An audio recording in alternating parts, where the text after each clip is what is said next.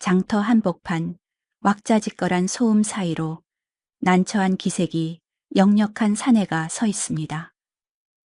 짐을 씻기는커녕 제 몸 하나 가누기 힘들어 보이는 늙은 말이 바닥에 주저앉아 버렸기 때문입니다. 저런 똥말을 어디다 쓰려고 데려왔나. 빚 대신 송장을 받아왔구먼. 구경꾼들의 비웃음 섞인 소리에 사내 만석의 얼굴은 붉게 달아오르고 늙은 말은 그저 바닥에 코를 박은 채 거친 숨만 몰아쉴 뿐입니다. 잠시 본격적인 이야기 시작 전에 구독과 좋아요 한번 살포시 눌러주시면 제게 참 큰 힘이 됩니다. 그리고 지금 편안히 듣고 계신 지역도 댓글로 남겨주세요. 그곳을 향해 따뜻한 마음 담아 인사 올리겠습니다. 어쩔 줄 몰라 하는 만석의 당황스러운 얼굴 너머로 이야기는 이 기막힌 인연이 처음 시작된 3년 전 어느 늦가을로 조용히 거슬러 올라갑니다. 소금 장수 만석이 빚을 받으러 길을 나선 것은 마른 잎이 우수수 떨어지던 늦가을 해질 무렵이었습니다. 발길이 닿은 곳은 고개 너머에 있는 진사댁이었는데 한때는 기와가 번들거렸다던 그 집도 세월의 모진 풍파는 피하지 못했는지 담벼락 곳곳이 허물어져 있었지요. 대문은 삐그덕거리며 겨우 매달려 있었고 마당에는 잡풀만 무성하니 사람 사는 옹이라고는 찾아보기 어려웠습니다. 만석은 헛기침을 하며 주인을 찾았지만 돌아오는 것은 찬 바람 소리뿐이었습니다. 사랑채 방문을 열고 나온 늙은 진사 양반은 병색이 완연한 얼굴이었습니다. 만석이 빚 독촉을 하러 왔음을 알면서도 그는 화를 내거나 쫓아내기는커녕 긴 한숨만 내쉬더랍니다. 갚을 돈이 없다는 말만 되풀이하는 늙은 양반을 보며 만석은 속이 터질 지경이었지요. 소금 가마니를 쥐고 이 고개 저 고개를 넘으며 피땀 흘려 모은 돈을 떼이게 생겼으니 그 억울함이 오죽했겠습니까? 만석이 당장 관에 고하겠다며 으름장을 놓자 그제야 진사 양반은 떨리는 손으로 마당 한 구석과 안채를 가리켰습니다. 그가 내놓은 제안은 참으로 기가 막힌 것이었습니다. 고가는 텅 비어 쥐새끼 한 마리 없으니 대신 마구간에 묶인 늙은 말 한 필과 자신의 셋째 딸 연화를 데려가라는 것이었지요. 빚 대신 사람을 그것도 금지 오겹이라던 양반 댁 교수를 데려가라니 만석은 제 귀를 의심했습니다. 진사 양반은 가문의 채통이고 뭐고 다 내려놓은 채 그저 딸아이가 굶어 죽는 꼴만은 면하게 해달라며 고개를 떨구더랍니다. 평소 콧대 높은 양반들을 고깝게 여기던 만석이었지만 자식의 생존을 위해 자존심을 꺾는 늙은 아비의 모습 앞에서는 차마 더 모진 소리를 할 수가 없었습니다.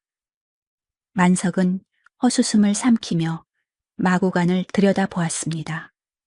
거기에는 털이 빠지고 갈비뼈가 앙상한 늙은 말 한 마리가 힘없이 서 있었지요.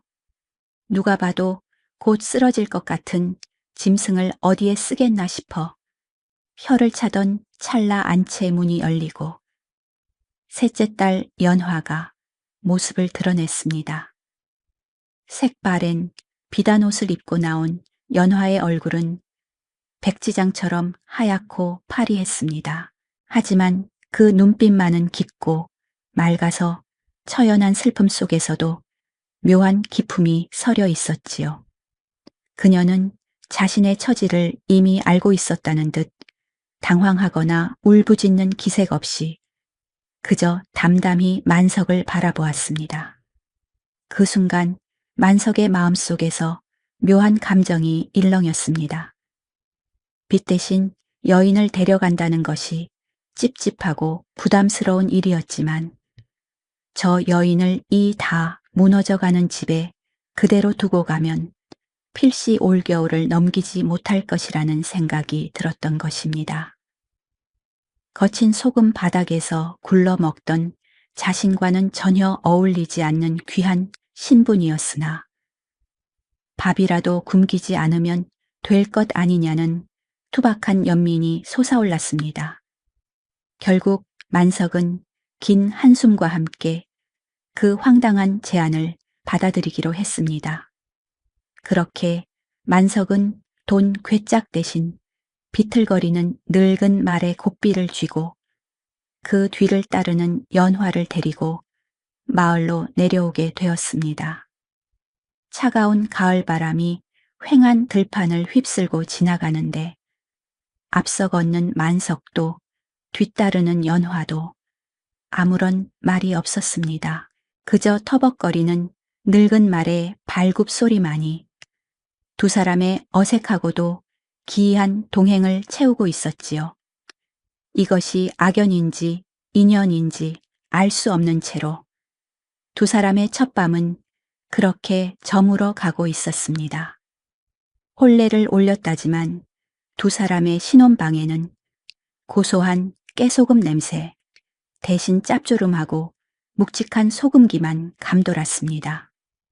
서당 개도 3년이면 풍어를 읊는다는데 평생 안방마님 소리만 듣고 자란 연화가 하루아침에 소금 장수에 안악 노릇을 하려니 그게 어디 가당키나 한 일이었겠습니까? 이른 새벽부터 연화는 부엌으로 나가 서툴게 아궁이에 불을 지폈습니다. 매운 연기에 눈물 콧물을 쏟아가며 지어낸 밥은 윗목은 서리고 아랫목은 새까맣게 타기 일쑤였지요. 그래도 지압이 밥상은 차려야 한다며 그 고운 손이 숯검정이 되도록 애쓰는 모습을 보면 만석은 목구멍이 꽉 막힌 듯 답답해지곤 했습니다. 밥상머리에서 만석이 밥알을 씹는 소리만 투박하게 울릴 뿐 두 사람 사이에는 다정한 말 한마디 오가는 법이 없었답니다. 어디 그뿐이었겠습니까? 소금 굽는 일은 더욱 고되었습니다. 만석이 염전에서 소금을 긁어 모으는 동안 연화도 돕겠다며 소금밭으로 나섰지요. 하지만 평생 붓보다 무거운 것을 들어본 적 없는 가녀린 손목으로 무거운 고무래지를 감당할 리 없었습니다. 반나절도 안 되어 연화의 손바닥에는 붉은 물집이 잡히고 터져 진물이 흘렀습니다. 소금기에 쓰라려 끙끙 앓으면서도 내색하지 않으려 입술을 꾹 깨무는 아내를 보며 만석은 화를 낼 수도 그렇다고 다정하게 위로를 건넬 수도 없어 애먼 흙바닥만 걷어차곤 했습니다. 결국 만석은 말없이 연화의 손에서 고무래를 빼앗아 묵묵히 혼자 일을 도맡아 했지요. 데려온 늙은 말이라도 제 밥값을 하면 좋으련만 녀석은 더더욱 골칫덩거리였습니다. 양반댁 마구간에서 편하게 지낸 버릇이 들어서인지 거친 여물은 입도 대지 않고 콩을 삶아 바쳐야 겨우 몇 입 뜨는 신용을 했답니다. 그러고는 소금 가마니 하나만 등에 얹어도 다리가 후들거려 주저앉기 일쑤였으니 만석의 속이 까맣게 타들어가는 것도 무리는 아니었지요. 길 가던 동네 사람들이 혀를 차며 한마디씩 거들더랍니다. 어이 만석이, 자네는 빚 받으러 갔다가 빚덩이만 둘을 업고 왔구먼. 안방에는 사람 상전을 모셔놓고 마구간에는 말 상전을 모셔놨으니 자네 등골이 나만하질 않겠어. 마을 안악들이 우물가에 모여 수군대는 소리도 바람결에 들려왔습니다. 주제에 맞지 않는 양반 댁 교수를 데려와 고생만 시킨다는 비웃음과 굴러온 돌이 박힌 돌 빼낸다는 식이 어린 시선들이 엇갈렸지요. 만석은 그 소리가 듣기 싫어 더욱 일에만 매달렸습니다. 밤이 깊어지면 초가 삼간 좁은 방에 두 사람의 숨소리만 거칠게 맴돌았습니다. 연화는 제 몫을 못한다는 자책감에 고개를 들지 못하고 바느질감만 만지작거렸고, 만석은 만석대로 늘어난 입 하나와 짐승 하나를 건사해야 한다는 막막함에 돌아 누워 긴 한숨만 내쉬었습니다. 창호지 문 너머로 찬바람이 윙윙거리며 우는데 그 소리가 마치 두 사람의 앞날이 순탄치 않으리라 예고하는 것만 같아 방 안의 공기는 차갑게 얼어붙어만 갔습니다. 그러던 어느 날 늙은 말이 마구간 기둥에 머리를 비비며 구슬프게 울어댔습니다. 만석이 홧김에 꼴을 베어 던져주며 핀잔을 주려는데 연화가 얇은 옷차림으로 문을 열고 나와 말의 목을 가만히 쓰다듬더랍니다. 달빛 아래 늙은 짐승과 몰락한 양반. 백달이 서로의 천에 의지에 서 있는 모습은 참으로 처량하고도 기이한 그림이었습니다. 만석은 그 모습을 참아 오래 보지 못하고 횡하니 돌아 누워 버렸지만 가슴 한구석이 찌릿하게 아려오는 것까지는 막을 수가 없었지요. 그렇게 서로의 마음을 닫아건 채 어색하고 고단한 계절이 지나가고 있었습니다. 봄 기운이 아지랑이처럼 피어오르던 어느 날 고을 관아 앞에 커다란 방이 붙었습니다. 새로 부임한 사또가 백성들의 살림을 꼼꼼히 살피겠다며 앞으로 관아와 진영에 납품할 소금을 새로 정하겠다고 선포한 것입니다. 그동안 고을 상권을 꽉 쥐고 흔들며 폭리를 취하던 욕심쟁이 왕 객주의 횡포가 심했던 터라 사또는 가장 정직하고 질 좋은 소금을 가져오는 일을 뽑아 납품권을 주겠다고 공표했지요. 만석에게는 그야말로 천재이루의 기회였습니다. 그동안 왕 객주의 등살에 밀려 제값을 받지 못하고 뒷골목이나 전전하던 신세였으니까요. 이번 경합에서만 이긴다면 빚도 갚고 묵묵히 고생만 하는 연화에게 따뜻한 비단옷 한 벌이라도 해 입힐 수 있을 것이라 생각했습니다.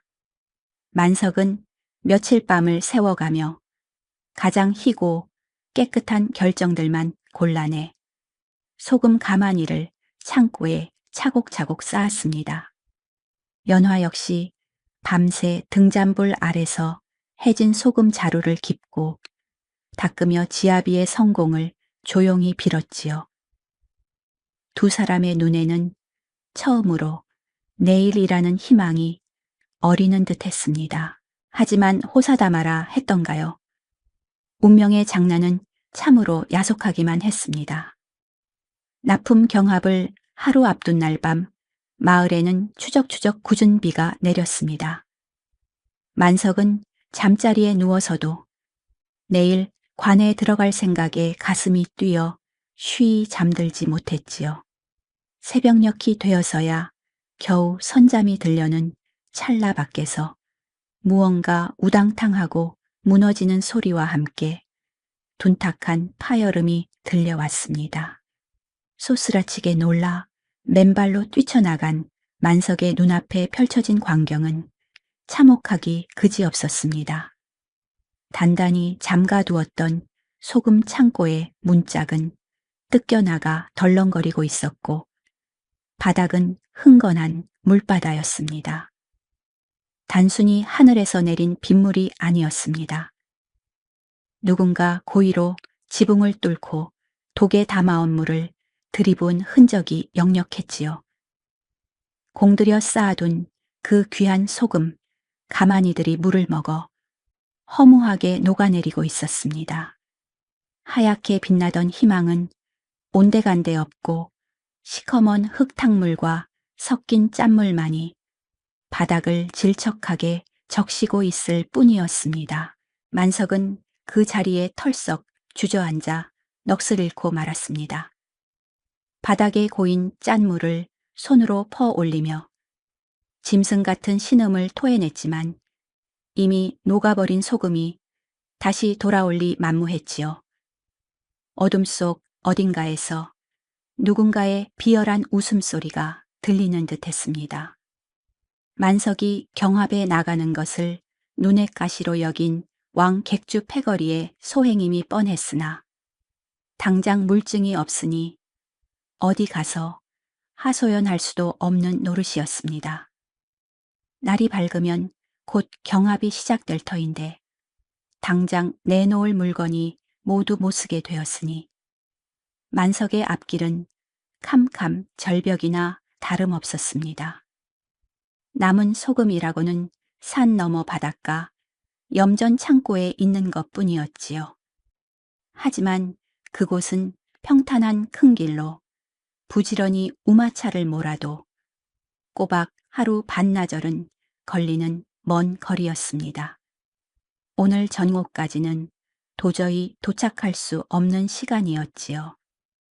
만석은 젖은 소금 가마니를 붙들고 자신의 가슴을 쥐어뜯으며 절망의 구렁텅이로 빠져들었습니다.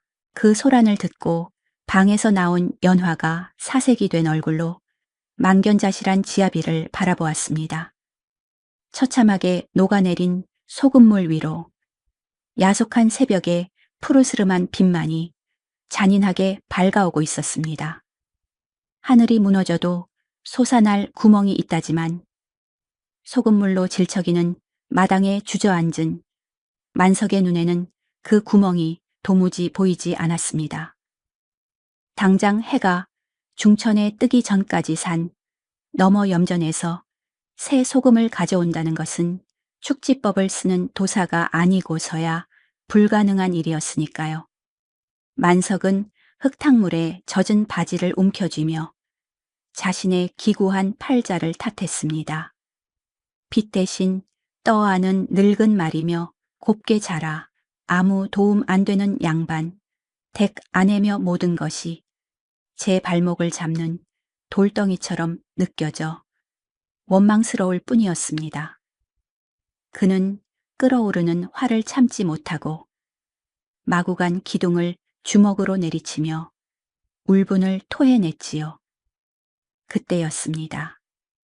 넋을 놓고 있는 만석의 어깨 위로 누군가의 손길이 조용히 내려앉았습니다. 연화였습니다.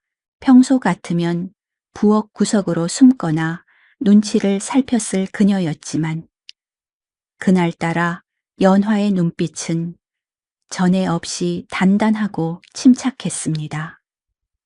그녀는 울고 있는 지아비를 일으켜 세우는 대신 묵묵히 마구간으로 걸어가 늙은 말의 고삐를 풀었습니다. 만석이 뭐 하는 짓이냐고 소리칠 기운조차 없어 멍하니 바라보는데 연화가 말의 콧잔등을 쓰다듬으며 나직이 입을 열더랍니다. 이 말은 그저 늙고 병든 짐승이 아니라고 그녀는 담담히 고백했습니다. 오래전 친정아버지가 북방의 험한 국경을 지킬 때 생사고락을 함께했던 군마군마였다는 사실이 드러났지요. 겉보기엔 볼품없어 보여도 눈보라 치는 벼랑 끝과 칠흑 같은 산길을 제 집 안방처럼 드나들던 명마 중의 명마라는 것이었습니다. 아버지가 가산을 탕진하고 몰락하면서도 끝내 이 말만은 팔지 않고 곁에 두었던 이유가 바로 거기에 있었다고 했습니다. 연화는 말을 쓰다듬던 손을 멈추고 젖은 눈으로 만석을 똑바로 응시했습니다. 큰 길로 가면 늦습니다. 허나 이 아이라면 산등성이를 타고 넘는 호랑이 고개를 지날 수 있습니다. 그 길이라면 해가 젖기 전에 닿을 수 있습니다. 만석은 귀를 의심했습니다. 호랑이 고개라니요. 그곳은 약초꾼들도 대낮에 가기를 꺼리는 험하고 가파른 절벽길이었습니다.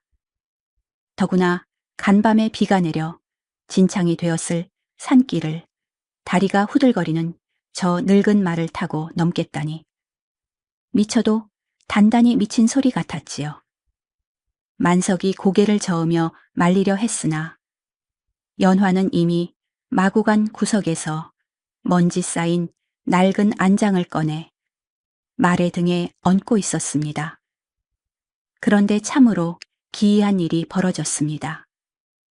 평소라면 안장 얹을 힘도 없어 비틀거렸을 늙은 말이 주인의 딸이 결연한 손길로 채비를 서두르자 마치 예전의 기억을 되찾기라도 한 듯 눈빛이 달라지는 게 아니겠습니까? 흐리멍덩하던 눈동자에 서늘한 전기가 돌고 축 늘어졌던 귀가 쫑긋 솟아오르며 네 다리가 땅을 굳건히 디디고 서는 모습은 영락없는 천리마의 기상이었습니다. 그저 먹이만 축내는 식충기인 줄 알았던 늙은 말이 사실은 주인이 자신을 필요로 할 때를 기다리며 발톱을 감추고 있었던 맹수와도 같아 보였지요. 만석은 침을 꿀꺽 삼켰습니다. 아내의 말이 허투루 들리지 않았습니다. 평생 규방에 갇혀 세상 물정 모르는 줄 알았던 연화가 지금 이 순간만큼은 그 누구보다도 든든한 장수처럼 보였습니다. 그녀는 비에 젖은 치맛자락을 단단히 동여매고는 망설이는 만석에게 어서 채비를 하라며 눈짓을 보냈습니다. 선택의 여지가 없었습니다. 여기서 주저앉아 평생 조롱거리로 사느니 저 늙은 말과 아내를 믿고 목숨을 건 도박을 해보는 것이 낫겠다는 오기가 만석의 가슴 속에서